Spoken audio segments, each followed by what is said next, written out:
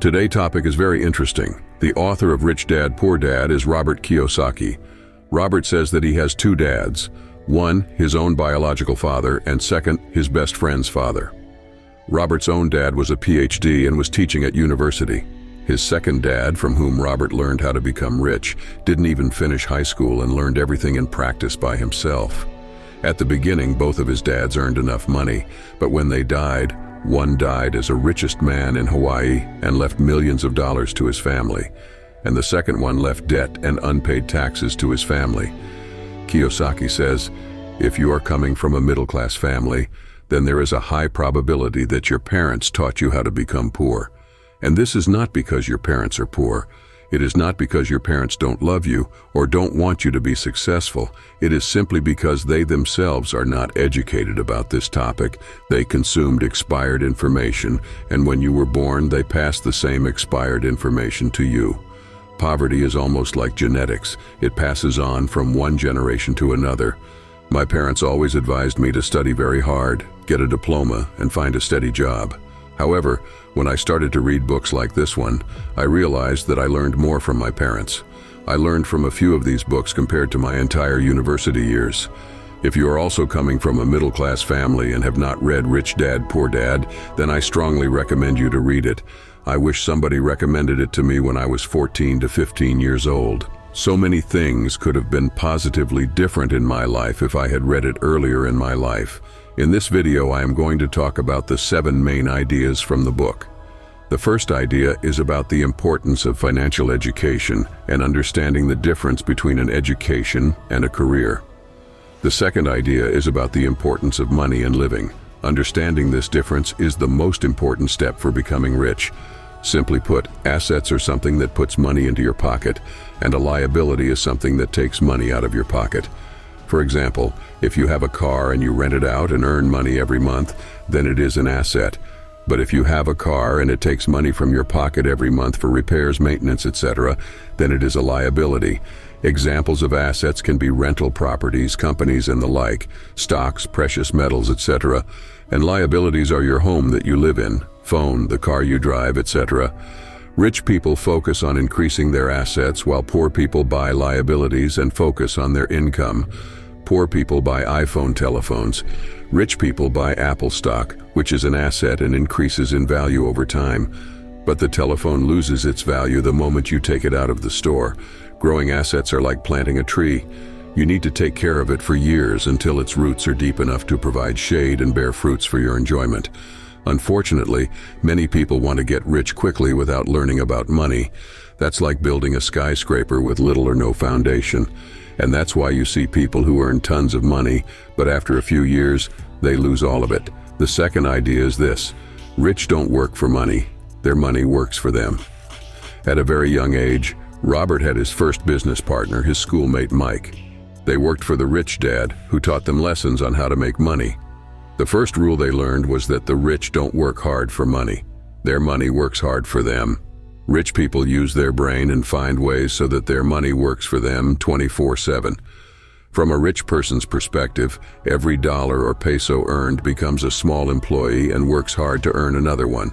On the contrary, the poor and middle class are guided by fear, and they don't know how to make money.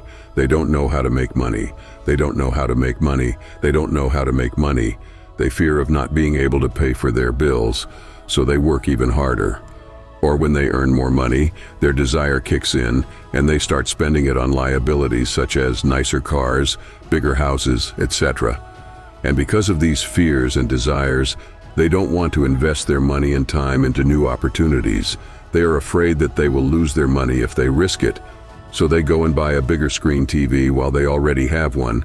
In comparison, a rich person invests his money no matter what, and even if he loses all the money, he is still ahead, because at least he learned something, and this knowledge becomes a strong asset for his future investments.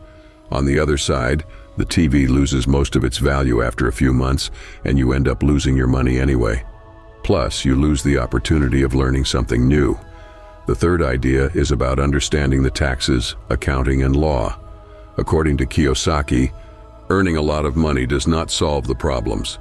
Learning how to keep that money after you earn it solves the problems. If a rich person earns $100,000, then he keeps all of it. But if a poor or middle-class person makes $100,000, then he is heavily taxed and loses 30–40% of it. Kiyosaki explains that in the beginning, there were no taxes and the government created taxes to punish the rich and give it to the poor.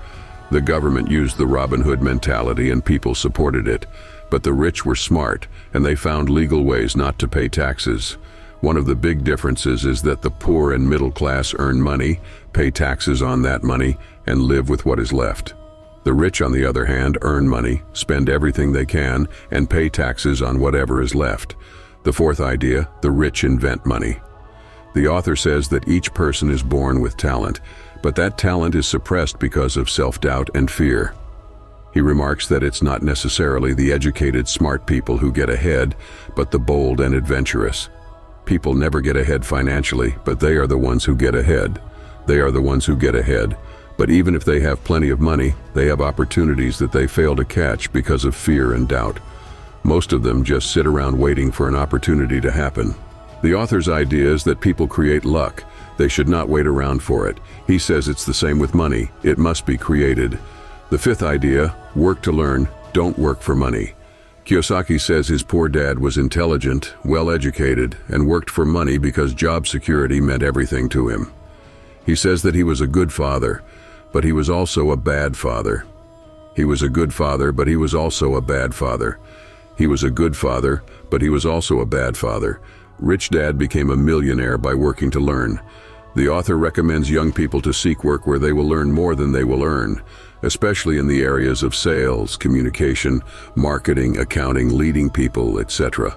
During an interview with a journalist, Robert Kiyosaki learned that the journalist strived to become a best-selling author. He realized she was a great writer and that she should pursue that. She told him that she had tried, but no one was interested. He accidentally offended her when he told her to take a sales course so she could promote herself. She became defensive. She replied, "I have a master's degree in English literature.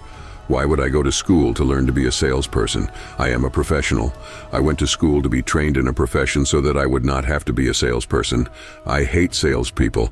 All they want is money." She packed her things.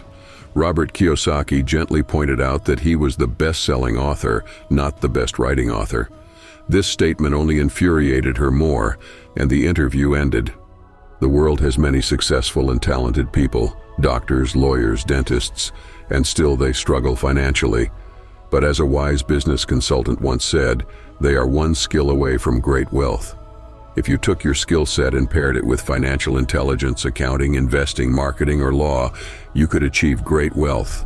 If that journalist had instead picked up a job at an ad agency to learn how to sell, she could go on to create great wealth with her writing. Rich Dad says, "You want to know a little about a lot. In school and at work, you're expected to specialize.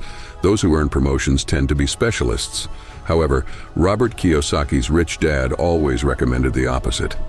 That's why throughout the years, Robert would work in different areas of his Rich Dad's company. He was expected to attend meetings with lawyers, bankers, and accountants. It was essential to the Rich Dad for Robert to know every aspect of creating an empire. Idea number 6. People who avoid failure also avoid success. Most people never win because they're afraid of losing or failing. If you look at the way humans are designed to learn, we learn by making mistakes. We learn to walk by falling down. If we never fell down, we would never walk. The same is true for learning to ride a bike. The same is true for getting rich. Failure is part of the process of success. Kiyosaki says, "I look at my money game much like my tennis game. I play hard, make mistakes, correct, make more mistakes, correct, and get better. If I lose the game, I reach across the net, shake my opponent's hand, smile, and say, 'See you next Saturday.'"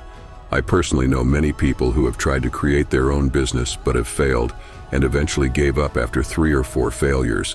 It always amazes me how these people expected to be successful after a few trials. Giving up after 3 to 4 failures is like starting to go to the gym to get in shape, but after a few days quitting because you didn't see any results. To get in shape, but after a few days quitting because you didn't see any results. If you want to get in shape, you need to be consistent. You need to change your exercise routine if it's not effective. You need to try a different diet. You need to try a different trainer until you find what works for you. Unfortunately, people do not apply the same mentality when it comes to getting financially fit. 7. Don't focus on your income. Focus on your assets. The long-term rich build their asset column first, and only then the income generated from the asset column buys their luxuries. The poor and middle class buy luxuries with their own sweat and blood. In other words, if a rich person wants to buy a luxury car, he doesn't buy it right away. He first buys assets such as businesses or real estate, and if the assets generate good income, he uses it to buy the car. They always focus on the asset first. Thanks for watching, and don't forget to subscribe for more book summaries. See you in next video. Be with a billion.